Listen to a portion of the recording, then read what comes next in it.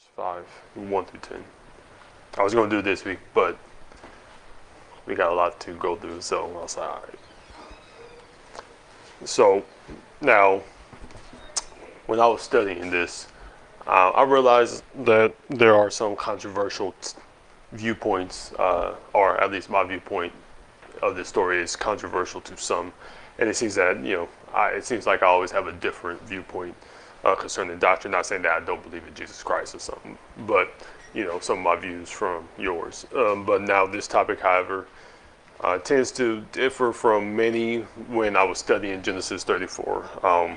Just being curious about what some commentaries, some preachers had to say about Genesis 34. Many will title, and I actually seen some Bibles that titles Genesis 34 the rape of Dinah. However, I don't believe this was the case. This was a case of rape, and I think I somewhat openly discussed this story because I know we went over the story in lessons prior, and I pretty much, let the cat out the bag that I don't think this was a case of rape. Nonetheless, I don't find it blasphemous if one believes that she did get raped in the story. But we're going to go over the story in today's teaching. I'm going to talk as one with the opinion that this was not a case of rape, and hopefully prove that, if you do believe it, prove that this was not a case of rape. Of course, I'm going to bring biblical backing. Again, we talked about the 4 rules of studying the Bible. Believe everything in the Bible, that everything in the Bible has the answers to everything concerning life and godliness. God speaketh once, yea, twice. So he's going to speak once, multiple times. That the Bible does not change. You don't change the Bible changes you. And if you catch yourself reading into the text, which that was something I was seeing when people who believed that this was rape, they were reading a lot into the text, seeing things that were not there. And if you catch yourself doing that, if you see an error in the Bible, if you catch yourself seeing a contradiction, what do we do? Go back to rule number 1. And again,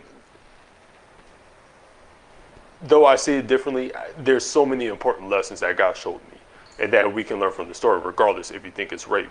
But let's pray. Dear Heavenly Father, thank you for another day. Please open our understanding so that we may understand more of your precious word.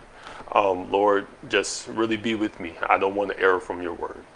I really want to make sure I'm right with you, that I'm right with dividing the word of truth.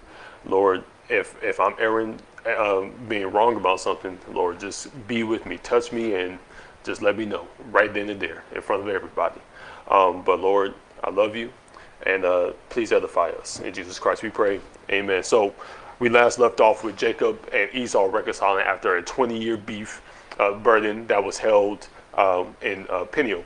Now after that moment, Israel decides to sojourn and dwell in a place called Shechem, which is northwest of Bethel or Beersheba, which is the land where God told Jacob to travel to.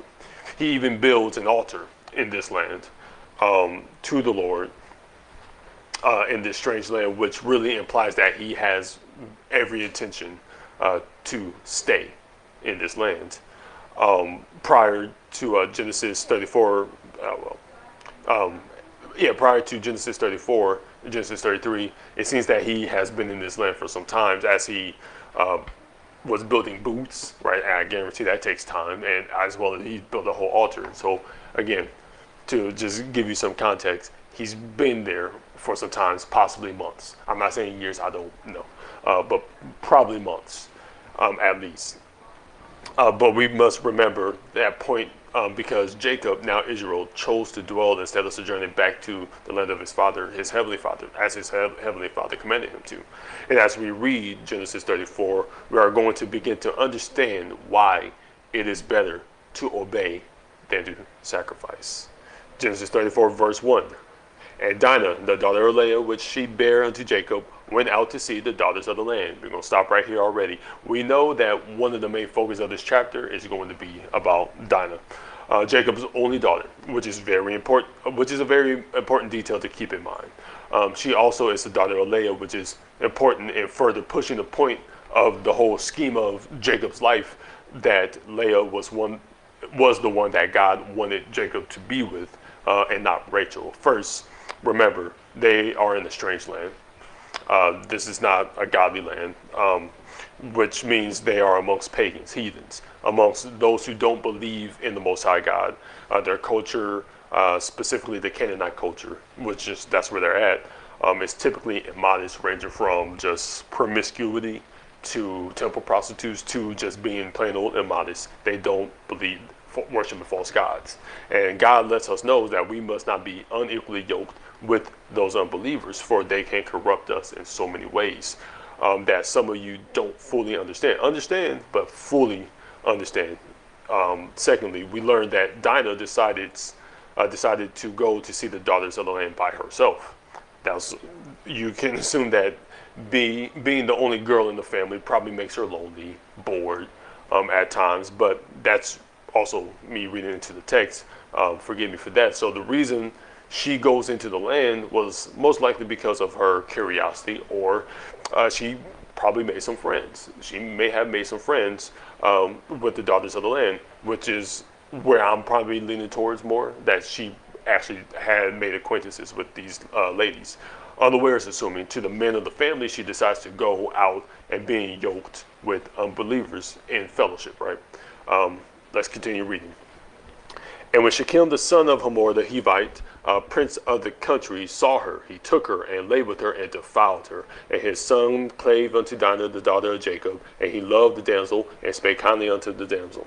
And Shechem spake unto his father Hamor, saying, Get me this damsel to wife. And Jacob heard that he had defiled Dinah his daughter.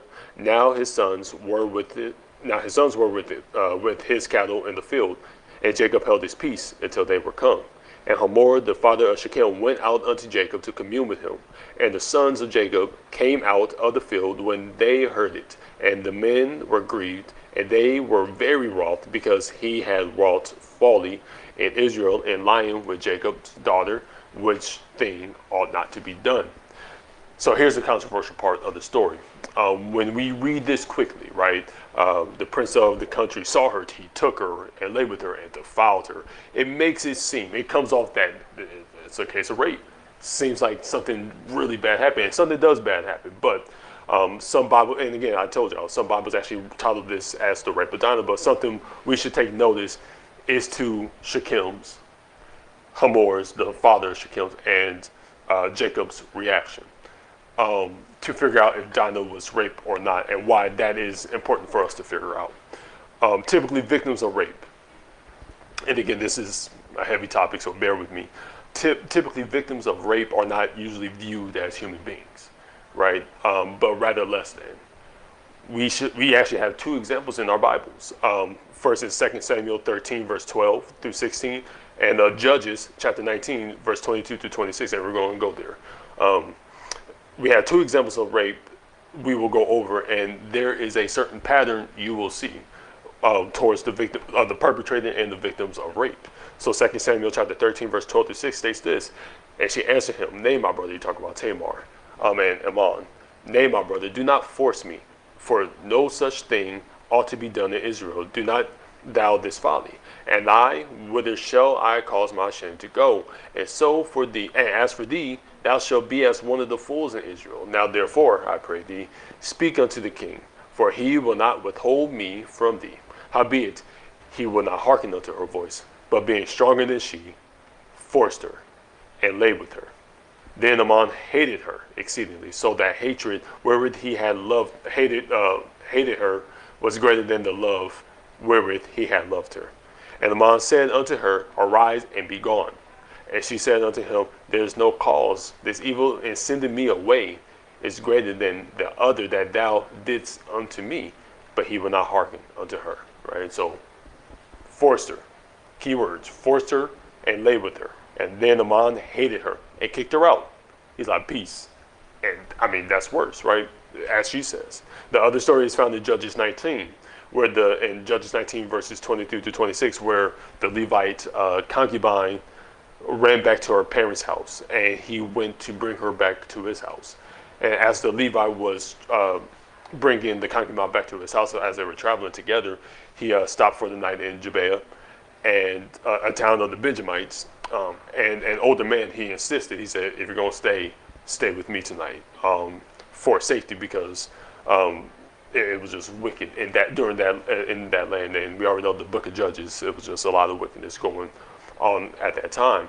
But the older man insisted that they stay, that the Levite and the concubine stay at his home instead of in the town square because of the wickedness in the land.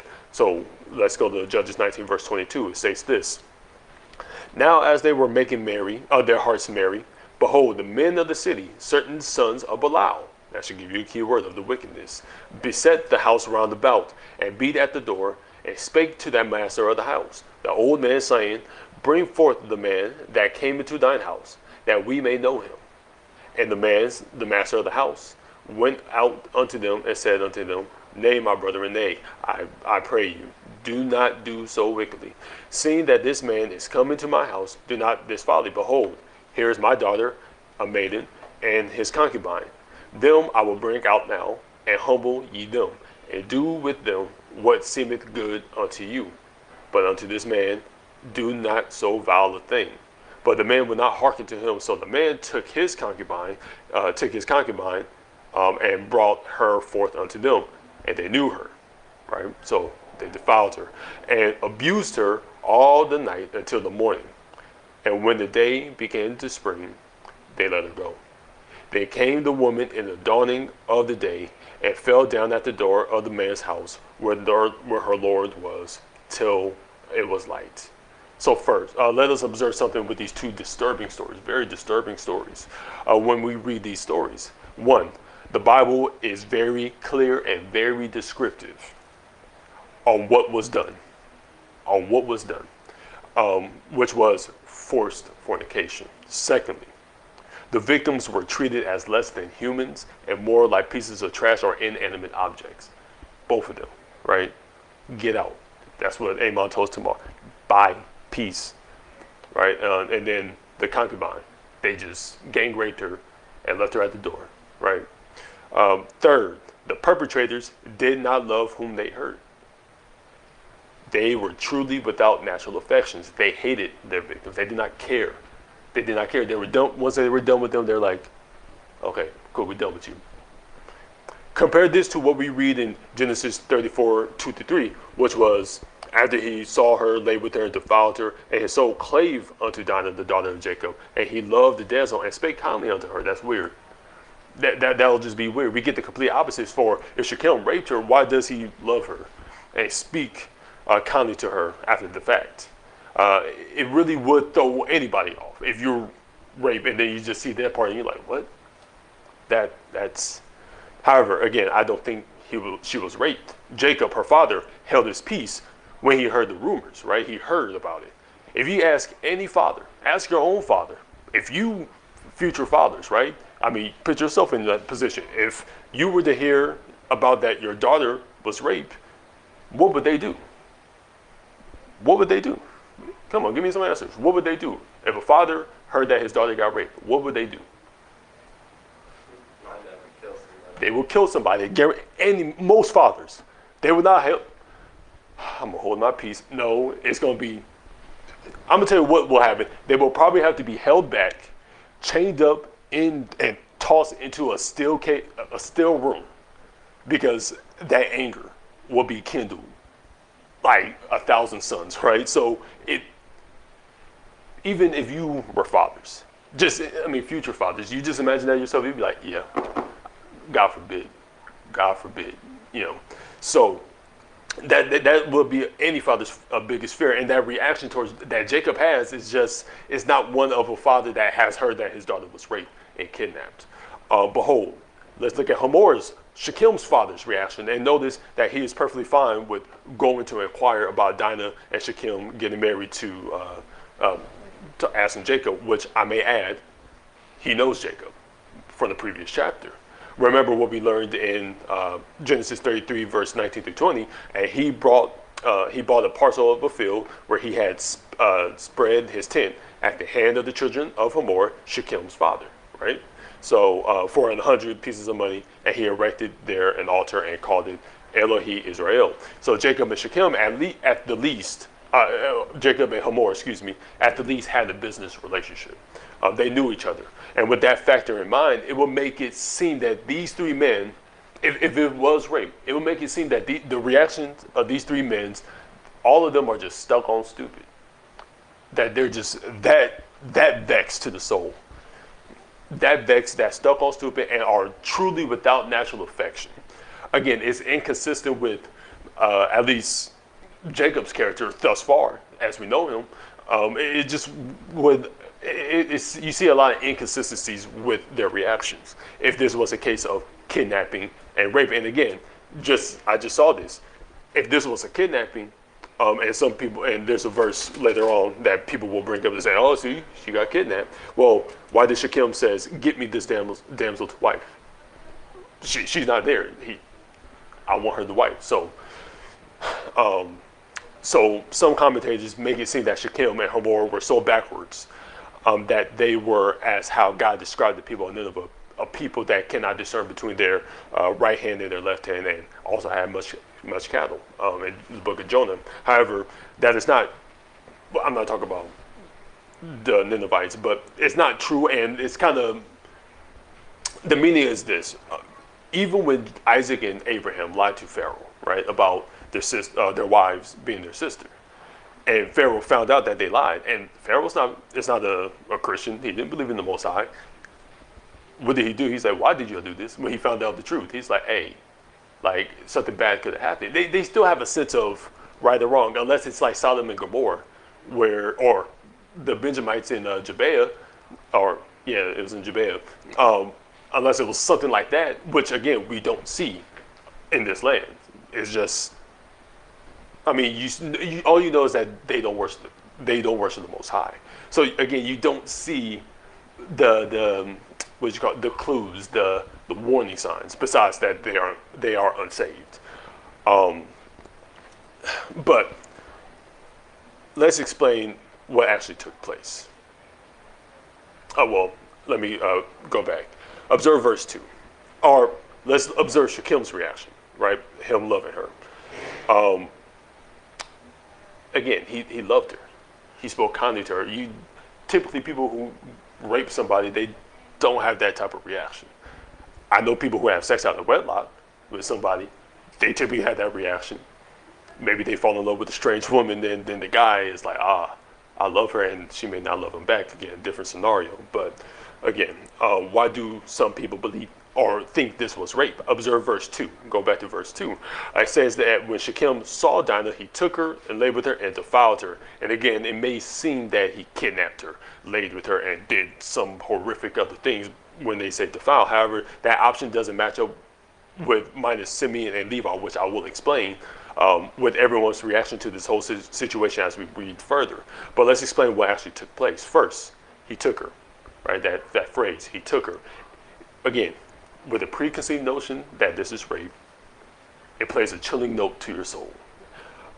However, when we read the Bible, we will see that this doesn't necessarily mean kidnapped or rape. Actually, this is the standard terminology for taking a mate, right? Or courtship, which I think is much more clear for us to understand. For example, right, Genesis 38, verse 2, Jacob's son, Judah, and Judah saw check this out, and Judah saw there a daughter of a certain Canaanite whose name was Shua, and he took her and went in unto her, right? Another witness we get is in Genesis 24, pertaining to Isaac. That Isaac, what did he do? He took Rebekah, and she became his wife, and he loved her. So explain to me, when we compare Genesis 34:2 to these verses, what is the difference? There's no difference. There's no difference. Furthermore, we get the same usage, right, in Genesis 38 with the Saul took and lied, or he went in unto her. But we saw Saul took and lied, with the exception of the defiled part, which we're going to get into. And yet in Genesis 38, verse 2, we don't think Judah committed a kidnapping and then raped her, right? No one thinks that. Shua or Isaac took Rebekah by her own will and made her his wife. No one thinks that. When we see took, we know what took means biblically, What this took means is that they agreed to courtship. And again, agreed to courtship. So, which means in this story, Dinah agreed to have a romance relationship with Shechem. The second term that many believe means rape is when verse 2 uses and defiled her. Again, if one believes this is proof that Dinah was treated like a concubine, like the concubine in Judges 19 or Tamar, it still doesn't match up with the reaction we receive from the three men of Genesis 34, Shechem, Hamor, and Jacob. All we have to do is a simple study on the word defile. Again, many contexts, many ways the Bible uses this, but simply defile, according to Webster, to make unclean, to render foul or dirty in a general sense, to make impure, to render turbid, as the water or liquor is defiled, to soil or sully, to tarnish as reputation, to pollute, to make ceremonially unclean, to corrupt chastity. I like that. To corrupt chastity, to debauch, to violate, to tarnish the purity of character by lewdness. In simple words, defile means to make unclean. The question we must ask now is, how was Dinah made unclean? What is something that makes a young woman of God clean? Purity. Don't be afraid to be more specific. Well, she doesn't have sex, right? Her virginity. She is not with a man, has never been with a man. God looks at that as pure. Her virginity makes her clean and pure. This does not, and this also includes for us men, right? When we have not had sex, it makes us pure, clean. Hence, when we read in 1 Thessalonians 4, 3-7, for this is the will of God, even your sanctification, that ye should abstain from fornication, that every one of you should know how to possess his vessel in sanctification and honor, right? Talk about our bodies. Not in the lust of concupiscence, even as the Gentiles which know not God, that no man go beyond and defraud his brother in any manner, because that the Lord is the avenger of all such, as we have forewarned you and testified, for God hath not called us unto uncleanness, but unto holiness, right? So, again, when you fornicate, you're making yourself unclean. Ephesians chapter 5, verse 3, as our second witness. But fornication and all uncleanness or covetousness, let it not be once named among you as becoming the saints. And of course, we get the warnings pertaining to marriage and the purpose of sex in Hebrews chapter 13, verse 4. Marriage is honorable in all, and the bed undefiled, but whoremongers and adulterers God will judge, right? This lets us know that God views sex for married people and honors that. But when the unmarried have sex, they not only defile the marriage bed, but they dishonor themselves and the solemn sanctity of marriage. And that's what they do. 1 Corinthians chapter 7, verse 1-2, now concerning the things which he wrote unto me, it is good for a man not to touch a woman. Nevertheless, to avoid fornication, let every man have his own wife. All right, and let every woman have her own husband. Again, to avoid fornication, get married first, right? And further down that same chapter in 1 Corinthians 7, which concerns the virgins, verse 25, now concerning the virgins, I have no commandment of the Lord, yet I will give my judgment as one that hath obtained mercy of the Lord to be faithful. I suppose,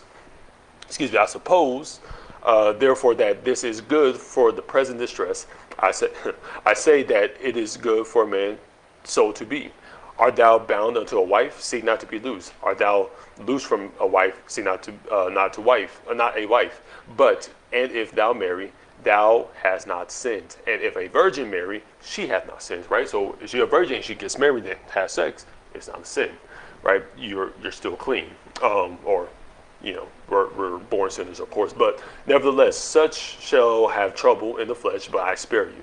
And then verse 32, but I would have you without carefulness. He that is unmarried care for the things that belong to the Lord, how he may please the Lord. But he that is married care for the things that are of the world, and how he may please his wife. There's a difference also between a wife and a virgin.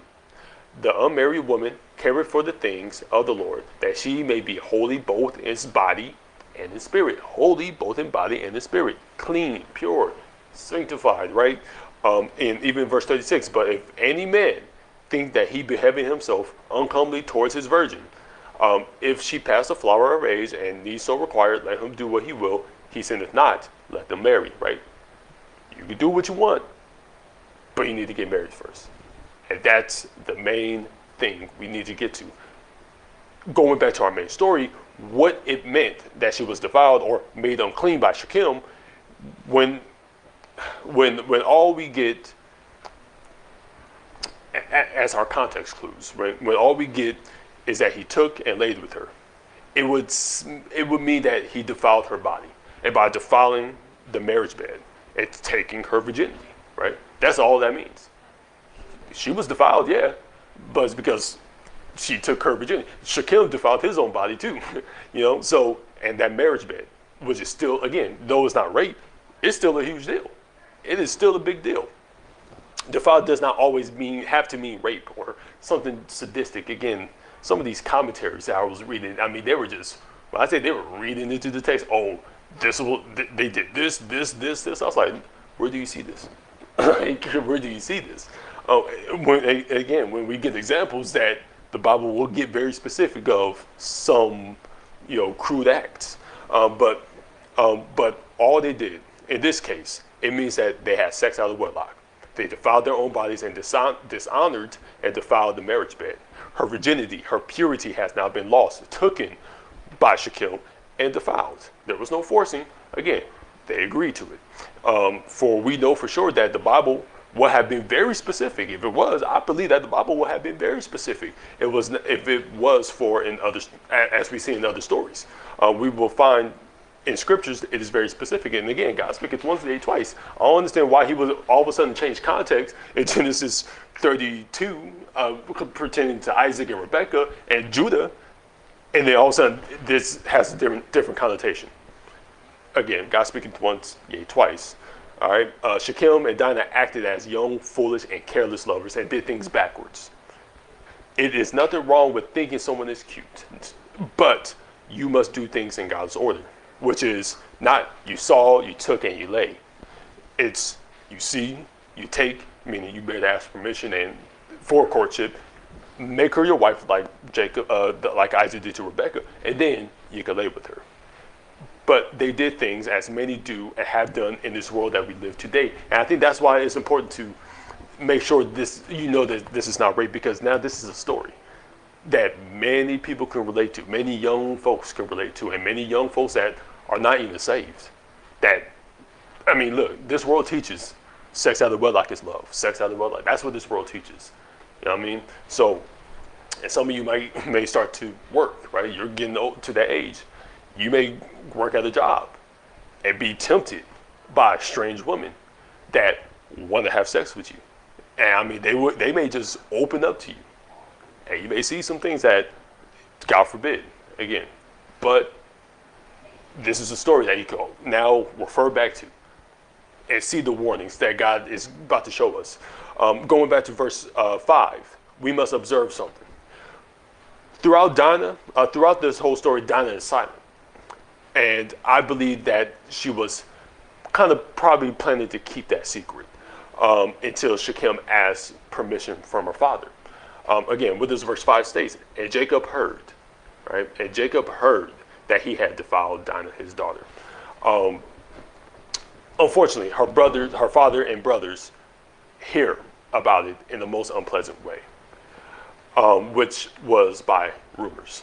And not by her own mouth. Shechem and Hamor have not even arrived yet, right? At this point, they haven't even arrived yet. That's why he said, I'm gonna hold my peace until they come. And they hear about this situation. Very seldom can you keep acts of sex out of wedlock, or just any acts of fornication, doing ungodly things, because when rumors about who is having sex with who, goes around like birds flying.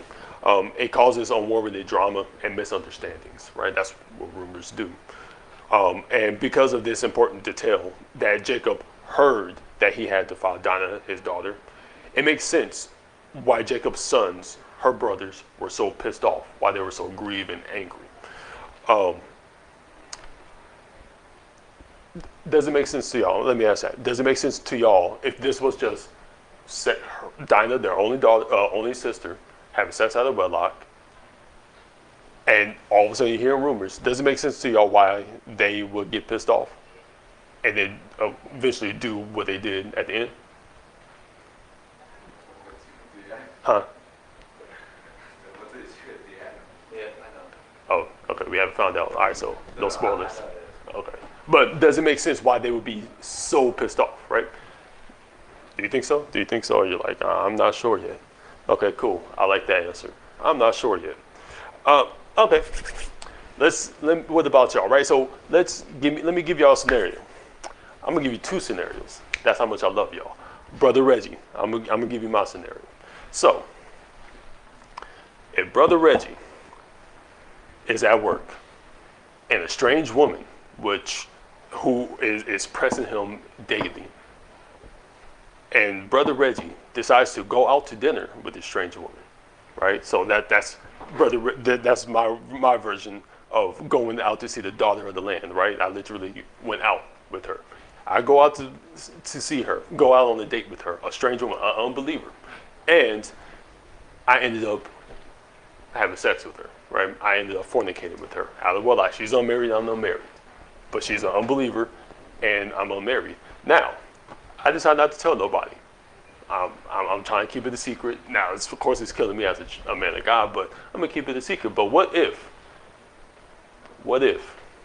this woman comes to this church, and she makes acquaintance with Sister Monique, your sisters, and she says, I'm not going to tell nobody this, but I love Reggie. Like, at first I thought it was just going to be a one-night stand thing, but I actually think I'm going to get married. I want to be his wife.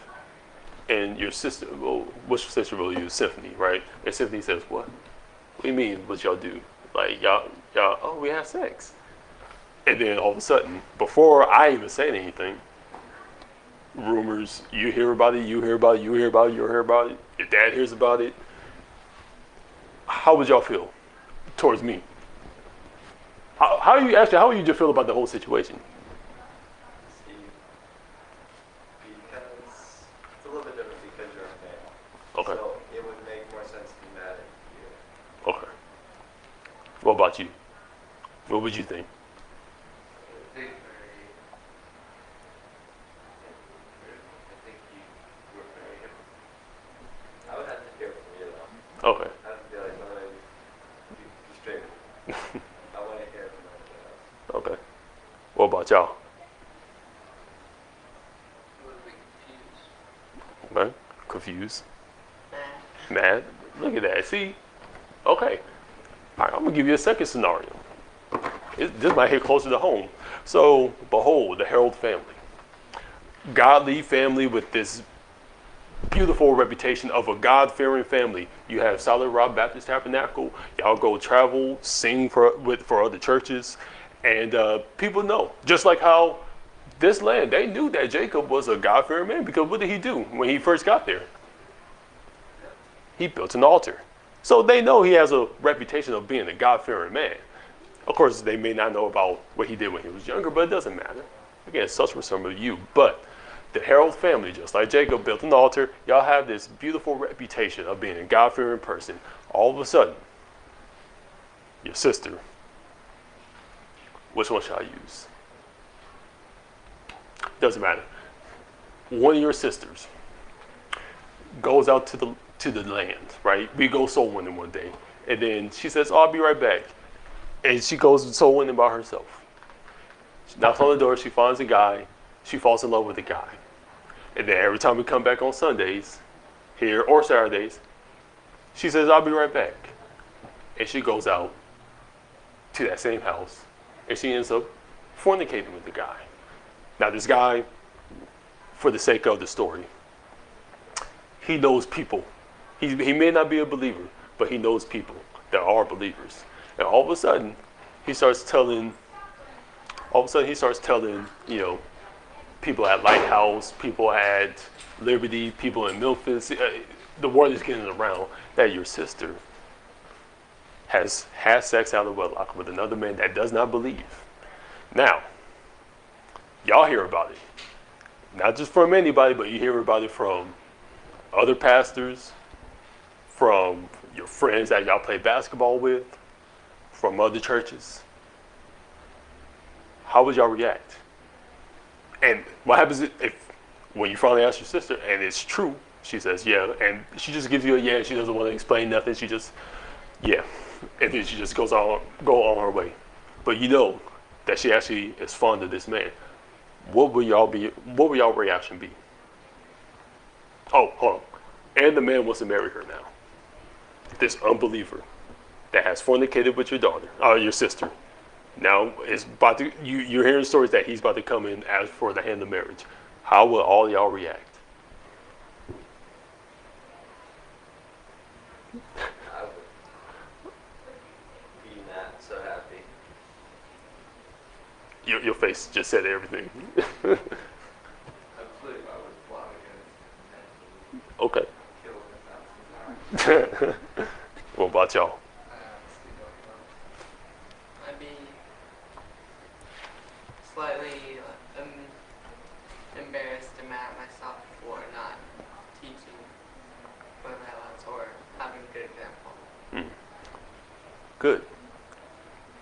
So Jacob's son's reaction, Levi, Simeon, that specifically, their reaction is kind of is very normal. That story I just gave y'all, I love your reaction. You were like, oh no, Abel, he's just said, I'm plotting to get some in here, right? That's what they're doing, and you're about to see that's what they're about to do. Again, yeah. So the act, yeah. So you're embarrassed, and again, your answers are all normal, and the answers that y'all gave, we're about to see here, of the effect of when a child of God fornicates, right? Just the dramatic effect that has. So the act of Dinah and Shechem not only brings sin into their lives, but it defiles Jacob's reputation. It defiles his family's reputation as a God-fearing man. It defiles y'all reputation because now people are thinking, my sister is a harlot. No, like you just don't want to think that. Sometimes we just don't want to accept it. It messes up his testimony. It messes up Jacob's testimony. It makes it hard for Jacob's brothers dealing with rumors about their virgin little sister with another man that doesn't even believe, which adds fuel to the fire. Which is why you must pray for your siblings. I hope you're praying for your parents because this job is hard. Parenting is hard. Because this is some things that you have to be aware about. Bro, protect them. You got to, as men, you got to protect your sisters. I don't care if they're older than you. Some of them are younger. You got to protect them at all costs. But yeah, even, I know for a fact, because I've been in situations like this, not with my sisters, but with other family members. And, when you hear rumors about your loved one, and it may be true, but if your homeboy comes up to you and say, so your sister getting it, huh? You probably want to slap him silly, right? And you keep hearing that over and over again, it's vexing you. It's vexing you to the core. So, furthermore, these reactions are very reasonable from everyone in this story, from Jacob holding his peace, just from everybody. So Genesis 34, verse 8. Let's continue reading. And Hamor communed with them, saying, the soul of my son Shechem longeth for your daughter. I pray you give him to wife, and make ye marriages with us, and give your daughters unto us, and take our daughters unto you. And ye shall dwell with us, and the land shall be before you. Dwell and trade ye therein, and get you possessions therein. And Shechem said unto her father and unto her brethren, let me find grace in your eyes, and what ye shall say unto me I will give. Ask me never so much dowry and gifts, and I will give according as ye shall say unto me, but give me the damsel to wife. So what we learned is that the act has already been committed. There's nothing they can do about it now. They know about it, and Shechem is in love with her. Now he wants to marry her, but I think him and his father kind of know they cross a line, and you see that they're trying to make things right. because he did dishonor Jacob by sleeping with his daughter without permission. He does something honorable and lawful by going to Jacob to ask permission and the price he needs to pay for her hand in marriage. And again, what I mean by that is I'm going to explain as we keep reading. Verse 13. And the sons of Jacob answered Shechem and Hamor, his father, deceitfully and said, because he had defiled Dinah, their sister, and that's, just imagine, what's his name? Abel saying that, I'm probably plot against him in my mind. But and his father deceitfully and said, because he had defiled Dinah, their sister, and they said unto them, we cannot do this thing, to give our sister to one that is uncircumcised, for that were a reproach unto us. So they're saying, we ain't doing it. It's not because they're mad and don't like him. It's because y'all uncircumcised, right? And they pretty much probably think that they probably not going to try to get circumcised. That's a painful operation.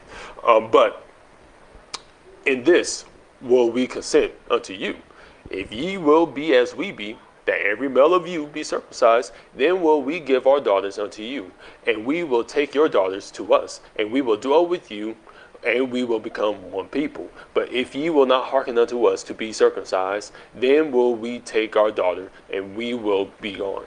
And their words pleased Hamor and Hamor's son. So when we read verse 13, Jacob's sons answered them deceitfully, and that is problem number one. Jacob doesn't know. First of all, it doesn't say that Jacob knows. It just says that the sons were speaking deceitfully. But it seems that Jacob is letting his sons speak as if they were the father of Dinah, which that bothers me a lot. Brothers, you do not speak on behalf of your father unless he tells you to speak on behalf of them, especially in a situation like this, right? However, we can tell that they don't like Shechem mainly because of him having sex with their little sister, which is reasonable. Again, we were already revealed why they were so pissed off at it, because their sister was defiled. However, the deal was that they must be circumcised. Shechem and the people of the land must be circumcised and become one people in order to give her to him, because they don't like the uncircumcised. In our case, it would be refusing to give your daughter to a man because he is an unbeliever, right? That's the equivalence.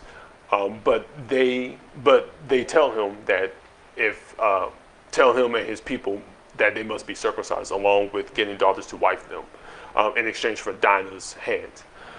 So let's break down a couple things. One, this negotiation, going back to this whole rape controversy, this negotiation shows even more proof that this is not rape, because of the price of Dinah's hand is set, right? If it's rape, it's punishable by death, Deuteronomy 22. You can see that in the law.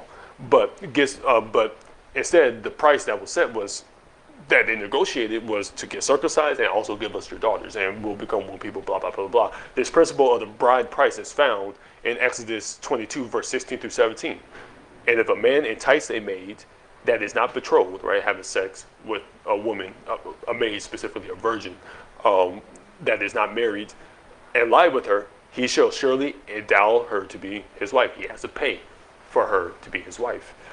If her father utterly refuses, the father still has the power to say no. Refuses to give her unto him, he shall pay money according to the dowry of virgins, which means the man has to pay something, and he's going to pay something. That's it. And the reason why you do this is for a couple of reasons. First, you disrespected the father, and this is pretty much an act of trying to make peace. Secondly, you defiled her and dishonored her and her household, and honor must be restored. And in Genesis 34, they were trying to restore back Jacob's name, pretty much.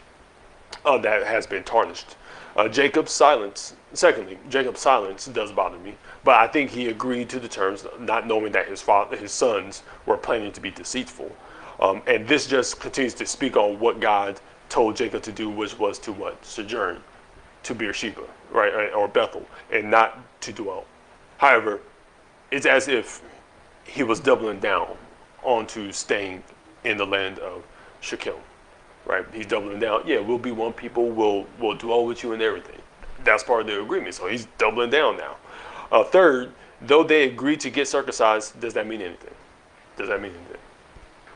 that they agreed to get circumcised. In the bigger picture of things, does that mean anything? Not necessarily. What do y'all think? No. And I'm going to tell you why. We see currently Jacob's disobedience to God we see currently Jacob's disobedience to God by dwelling. And we know that it is better to obey God than to perform sacrifices or any other work. So was Shechem getting circumcised because he had a genuine salvation moment of, I'm going to worship God? Because that's when Israel was to accept foreigners, they had to get circumcised, but they also had to believe in God. I mean, I could go into that, but that'll just take even more time. But so was Shechem getting circumcised genuinely because he believed in God, or was it just so he could marry Dinah? It was just so he could marry Dinah. Fourth, which makes me bring up Romans chapter 2, verse 25 through 29. For circumcision verily profited, if thou keep the law. But if thou be breakers of the law, thy circumcision is made uncircumcision. Therefore, if the uncircumcision keep the righteousness of the law of God, of course, shall not his uncircumcision be counted for circumcision? And shall not uncircumcision, which is by nature, if it fulfill the law, judge thee, who by the letter and circumcision does transgress the law? For he is not a Jew, which is one outwardly, neither is that circumcision, which is outward in the flesh. But he is a Jew, which is one inwardly, and circumcision is that of the heart, in the spirit, and not in the letter, whose praise is not of men, but of God. If they truly believed in God, then what does circumcision availeth? But if they don't, what good did that circumcision truly did? And now, of course, they probably didn't understand that. Now, of course, a lot of the Jews didn't understand that at that time. But that's something important to just kind of keep in mind. 1 Corinthians chapter 7, verse 19, circumcision is nothing, and uncircumcision is nothing, but the keeping of the commandments of God, right? That's what's more important. And I think this is the main theme of this story right now. Cool. It's the main theme of the story right now as we are reading. Genesis 34, verse 19. And the young man deferred not to do the thing, because he had delight in Jacob's daughter. And he was more honorable than all the house of his father. And Hamor and Shechem, his son, came unto the gate of their city, and communed with the men of their city, saying, These men are peaceable with us. Therefore let them dwell in the land, and trade therein, for the land, behold, it is large enough for them. Let us take their daughters to us for wives, and let us give them our daughters. Only herein will the men consent unto us, for to dwell with us, to be one people, if every male among us be circumcised, as they are circumcised. Shall not their cattle and their substance, and every beast of theirs be ours? Only let us consent unto them, and they will dwell with us. And unto Hamor and unto Shechem his son hearkened all that went out of the gate of his city, and every male was circumcised, all that went out of the gate of the city. So Shechem agrees to this dowry. He agrees to this deal, not because they truly worship the Most High. This is like, in our scenario, right? This is like agreeing that the man who fornicated with your sister has to come to church and walk up during the invitation, right? That's pretty much the equivalence. Oh, you got to come to church and come for invitation and say you believe in God. Nah, we don't do that. Salvation is something that you can't make someone do. Salvation is of the heart. But Shechem agrees on the price for a couple of reasons. First, he actually did love Dinah. He actually did love her. He did want to marry her. He delighted in her. Secondly, he wanted a piece of Jacob's wealth. That's why, as we see in verse 23, shall not their cattle and their substance and every beast of theirs be ours? That he wanted a piece of their wealth. But he knew. Remember, God increased Jacob's wealth, so he wanted a piece of their wealth. But again, the love of money is the root of all evil. You heard me? So Shechem was honorable. As our third reason, he was an honorable man. Which makes sense why everyone pretty much had no problem getting circumcised when he pretty much, him and his father was like, get circumcised. And this is the deal. And they're like, all right, for sure. Verse 25. And it came to pass on the third day, when they were sore, that two of the sons of Jacob, Simeon and Levi, Dinah's brethren, took each man his sword, and came upon the city boldly, and slew all the males. And they slew Hamor and Shechem his son with the edge of the sword, and took Dinah out of Shechem's house, and went out. The sons of Jacob came upon the slain, and spoiled the city, because they had defiled their sister. They took their sheep, and their oxen, and their asses, and that which was in the city, and that which was in the field, and all their wealth, and all their little ones, and their wives took they captive, and spoiled even all that was in the house. So 3 days passed, and Levi and Simeon were still bitter and pissed about the whole situation. So yeah, you may be plotting, but guess what? Remember, don't let that wrath. Y'all already made a deal, let it go. You can't stay mad about what happened forever. It happened, you sinned, that sin happened, move on. Let's figure out how to move on from this, right? But they kept that root of bitterness within them. Though they agreed to deal with them deceitfully, they decided to go scorch earth. They went total war, and killed and stole the spoil of the men of the land, including Shechem and Hamor. Some may point out that in, where was it? In verse 26, and they slew Hamor and Shechem, his son, with the edge of the sword, and took Dinah out of Shechem's house and went out. There, someone will be like, aha, this is more proof that this was a rape. Well, let's point this out. Remember, they already agreed to the terms. They agreed to the terms. By this time, Shechem and Dinah were married. They did what they did. They did what they were, agreed upon. Shechem did it. Everybody got circumcised, and bam, he gets her. So again, they were married at this time, by this moment. Again, it would be added to the text to think that this was some type of stealth rescue mission. That again, she got kidnapped and all that stuff, which was not the case. And some believe that besides that, some also believe that what Jacob's sons did is justified. And when you look in Deuteronomy 22, verse 25 through 27 about, rape is punishable by death, yeah, it's punishable by death. But again, they never agreed to it. They never agreed that what you did was rape, and Shechem needs to die. Again, if it was, then Jacob would probably not have no problem saying, hey, we need that body. I need your head for what you did, right? But Jacob nor the sons, they didn't. They didn't. At least the sons, outwardly did it. We already know they did it very deceitfully. Now, what Jacob's sons did was wrong. And this did not only displease Jacob, but it displeased God. For when, jumping, further in chapters further ahead, for they lose the opportunity to get that birthright blessing. The opportunity. I'm not saying they were going to get it, but remember the oldest, Reuben, he did wicked things. And, so what happened the next in line? But right here, because of this moment, as we will see when we get to that chapter, they lose the opportunity to even get the birthright blessing because of this moment, which is revealed in later chapters. Why was this moment so displeasing for Jacob and God? Well, first, Jacob's name,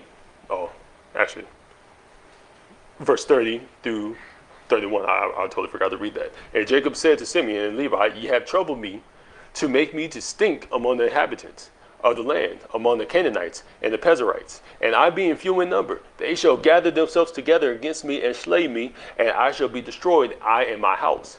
And they said, should he deal with our sister as with a harlot? So, again, it was displeasing because one, Jacob's name and his honor, that was kind of being restored since, they paid the bride price and all that stuff. It's now it's done. It's trash. it's trash amongst the heathen, right? It was one thing that the daughter, she played the harlot. She left the house and she ended up fornicating. But his sons now ruined the agreement, making Jacob seem like a truce breaker and making Jacob seem like a deceiver, right? Which is a reputation he was probably trying to get away from, right? All my life I've been known as a scoundrel because I deceived my brother. I finally got away from this reputation, and now look what y'all did. Y'all make me look bad. And again, that's a lesson for y'all. What y'all do is a reflection of your parents as well, of your family name. Secondly, it ruined his reputation and testimony as worshipers of the Most High, right? Do godly people seek revenge? No, revenge is not ours. Revenge is of the Lord's, right? Third, they murdered when there was no need to. Instead of being peacemakers, they made enemies. And now Jacob has a fear for his life that his family may get killed. He has made, they made enemies for him. Godly people are to be peacemakers, right? Blessed are the peacemakers, for they should be called the children of God. But we finally get to the main reason why the sons were angry. And the reason was not because she was raped. It was because she was viewed as a harlot, right? Remember, they heard about it. Dinah didn't go to them. Shechem didn't go to them initially. Before, he did, but they heard about it. And again, the scenario that I gave y'all, if all your friends, if people are talking about your sister fornicating out of wedlock, and y'all know the reputation that y'all have, that she has, and your homeboys start coming up to you daily about, hey, your sister getting it. Hey, so your sister be doing that? Your sister be doing that? You think I could try? People get foolish. You will probably start to be very, very vexed to the soul. And even if you allow them to get married, it looks bad because now it's married with an unbeliever. It's like, whoa, what in the world is happening? What in the world is happening? So, they were mad because the rumors made them, or the whole situation made Dinah, she was playing the harlot, but it made her seem like a harlot. And what do harlots do? They have a lot of sex out of wedlock. Conclusion. We have learned a couple of lessons in the stories, but I will start off with this. Why it's important to keep telling y'all that this is not a rape story. First, when you believe that this story is not rape, it changes the whole dynamic of the story. A whole dynamic of the story, and will begin to contradict some of God's laws and even decisions, and cause confusion on why this moment made Simeon and Levi look bad, not only to Jacob, but to God in later chapters. Secondly, if you believe that this was a rape story, then we are erring from the word of truth. In Galatians chapter 5, verse 9, it may be something small, but a little leaven leaveneth the whole lump, right? A little leaven leaveneth the whole lump, and most importantly, you end up missing a huge lesson God is trying to teach you. Third, the lessons that we see from this chapter, story specifically, and the solid rock example is of two lovers who were unmarried, have sex out of wedlock, and the results of it. Right? We get stories about adultery. We get stories about rape in the Bible. We get stories about married people practicing polygamy. We get all those stories, but this is actually the only story that two unmarried people, young unmarried people, get tempted and they do the do. You can see now you can see a specific example of why God tells us to be pure and keep the bed undefiled. Fourth, when one has sex out of wedlock, as a child of God's, but mainly, it can cause drama and heartache to those around you, especially your godly family, especially your church, if your church hears about it, right? Messes up your testimony. It tarnishes your good name. Proverbs chapter 22, verse 1 says, a good name is rather to be chosen than great riches, and loving favor rather than silver and gold. And this also includes your family's name. If your family has a good name and you do, and you sin, it messes up your reputation too. Your family's reputation, your father, your mother's. Thirdly, it can become violent or put yourself or others in potentially violent situations, right? Again, what Dinah does, it could have been 10 times worse. She could have got kidnapped. She could end up like the woman in Judges 19. It could have been like that, right? But just like the scenario I gave y'all, it can make y'all do things out of anger, right? Just out of anger because you're just so pissed off, riled, right? Wrathful, right? Because of that one act. And again, God tells us to do things so we can avoid heartbreaking drama. Lastly, the moral of the story concerning Jacob is that if he would have listened to God and sojourned to the land of his father, as he was told, Genesis 31, I believe, and not dwell, then this whole situation would have been avoided, right? Do you understand why it is better to avoid God, better than anything else? Jacob would have avoided being hurt. His sons would have never committed all those murders and stealing. Dinah would not have been tempted to go among the heathens by herself and then be defiled, right? Again, 1 Samuel chapter 15, verse 22. And Samuel said, hath the Lord as great delight in burnt offerings and sacrifices as in obeying the voice of the Lord. Behold, to obey is better than sacrifice, and to hearken than the fat of rams. Brother Andy, lead us on in prayer. Dear Lord, thank you for this day. Thank you that Brother Reggie